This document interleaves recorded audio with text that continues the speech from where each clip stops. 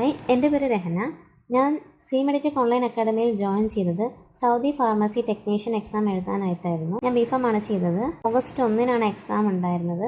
August 2 തന്നെ result വന്നു, പാസ്സായി. കോച്ചിങ്ങിനെ കുറിച്ച് പറയുകയാണെങ്കിൽ നല്ല കോച്ചിങ് ആയിരുന്നു. സിനി മാമിൻ്റെ റെക്കോർഡഡ് ക്ലാസ് എല്ലാം നല്ല ഹെൽപ്ഫുൾ ആയിരുന്നു.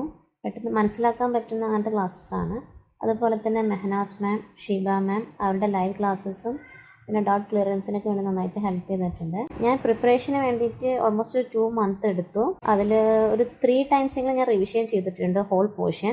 വീഡിയോ റെക്കോർഡഡ് ക്ലാസ്സസും test study material yellow file recent ആയിട്ടുള്ള ക്വസ്റ്റ്യൻസ് എല്ലാം ഞാൻ ഗോ ത്രൂ ചെയ്തിട്ടുണ്ട്. അതൊക്കെ വളരെ ഹെൽപ്ഫുൾ ആയിരുന്നു.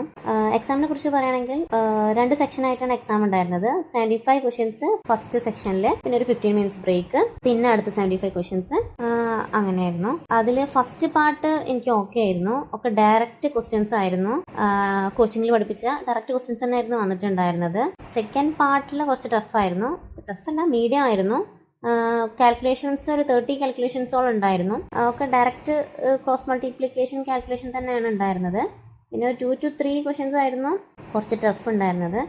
സെക്കൻഡ് പാർട്ടിൽ അധികവും നോൺ ഫാർമ ബേസ്ഡ് ആയിരുന്നു. ആൻസേഴ്സ് ഒക്കെ കുറച്ച് ട്രിക്കി ആയിരുന്നു. നമുക്ക് ചൂസ് ചെയ്യാൻ കുറച്ച് ടൈം എടുക്കും. കൺഫ്യൂസിങ് ആക്കുന്ന തരത്തിലായിരുന്നു ക്വസ്റ്റ്യൻസ് ഒക്കെ ഉണ്ടായിരുന്നത്. അതിന് ഇത്തിരി ടൈം എടുത്തു. ഫസ്റ്റ് പാർട്ട് ഞാൻ പെട്ടെന്ന് തീർത്തു.